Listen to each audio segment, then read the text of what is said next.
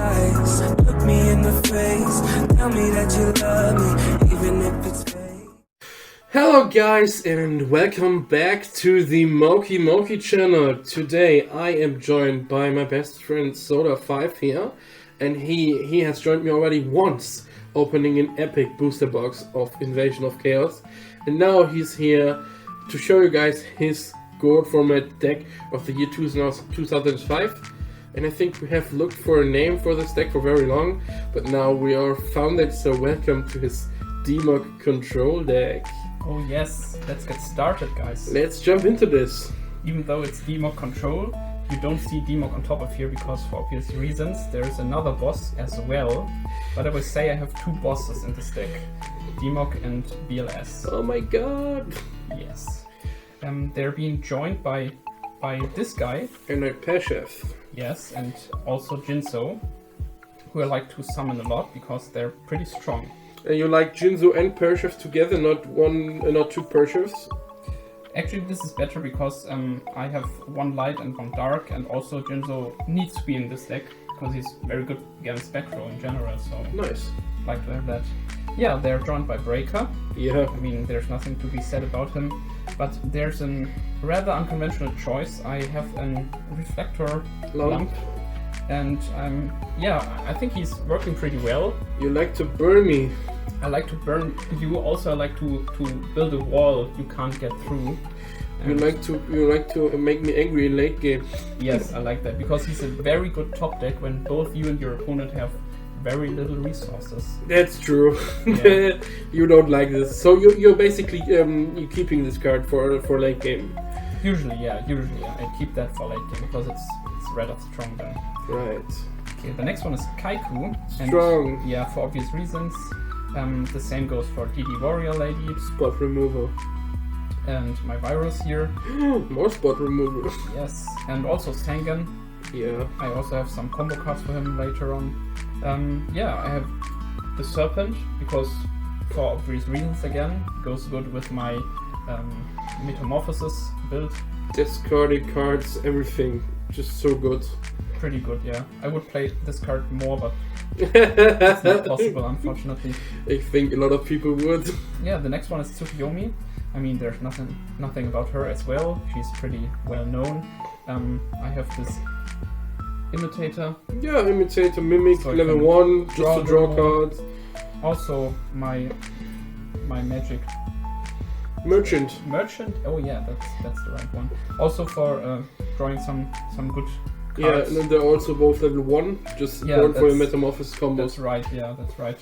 And there we have another one who is not that Gravekeeper's often Guard. seen. Yeah, he's often very much unexpected, and people run into him because they expect a weak level 1 Magician of Faith or something like that. But then they get a lot of I would say they usually get some damage and also get more monster flip back to Works hand. very well against anti-Chaos Warriors right now, and it works very well with Tsukiyomi, bouncing back stuff and getting him face down again. Very, very nice choice, I must say. Works like a charm, I would say.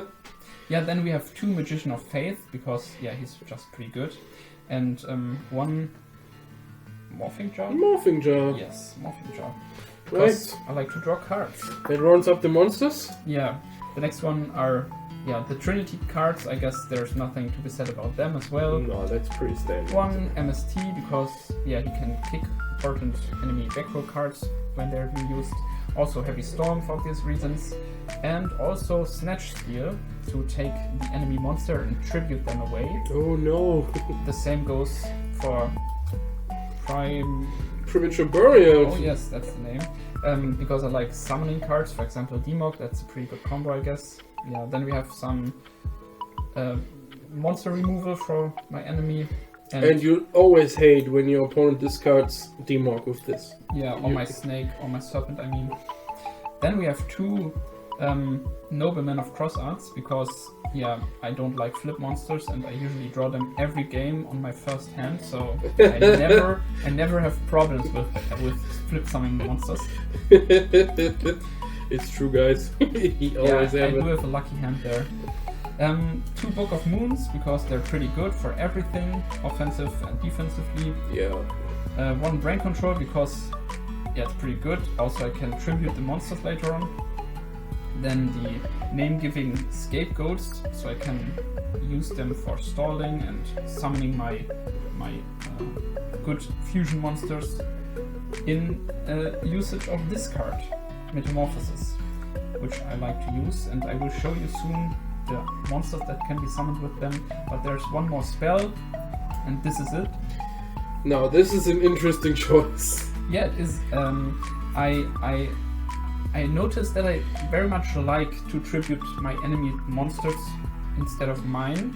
So I figured maybe in support of Brain Control and Snatch Steal, I put in one of these so that I can tribute my enemy monsters away. Also, you can tribute an open monster with this with Metamorphosis and make another fusion monster. And that's pretty, I would say, pretty strong. So you can also, when your opponent plays fusion monsters, fusion them, basically tribute them away to make the same fusion monster but on your side. Yes. Well, that pretty much rounds up for the spell cards. So next I show you my 4 traps. I think I have nothing to say about them because you probably know this and there's not a lot of them. So we just we jump away to the extra deck. Yeah, we can show that very quickly, right? Yes. 2 of them because it's my main target for Metamorphosis. I like to summon him. This both because sometimes you need to get Sengen away or something like that. I have some of this because I like to negate spells. Oh, yes. And flip effects. And flip effects. Then one of this because negate flip effects. Negate flip effects, right? Then we have trap cards more up. Traps. Negate trap cards.